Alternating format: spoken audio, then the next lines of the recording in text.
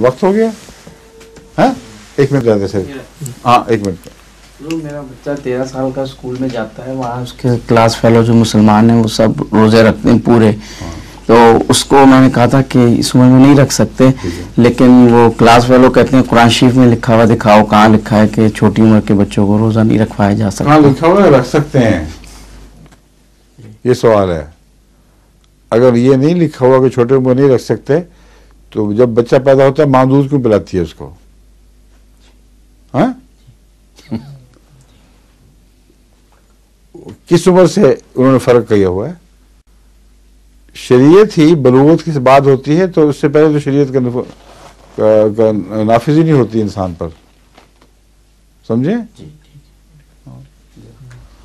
اس ملک تک ہر ملک کے قانون بھی اس سے ہوتے ہیں, چھوٹے بچوں پر اطلاق نہیں پاتے. اگر چھوٹا سا بچہ غلطی سے جس طرح چاہے کسی کو مار دے تو اس پر مقدمہ تو نہیں چلتا, اس کو پھانسی تو نہیں چڑھاتے جب تک اتنی ہوش نہ آ جائے کہ وہ اس قابل ہو کہ کچھ اپنے افعال کا ذمہ دار قرار دیا جا سکے. تو یہ تو ایک طبی فطری فیصلہ ہے. یہ پاگلوں والی باتیں کرتے ہیں دکھاؤ, ان کو یہ کہنا ہے تم دکھاؤ کہاں لکھا ہوئے بچے روزے رکھیں, یہ بتاؤ, سمجھے؟ جی. اچھا السلام علیکم.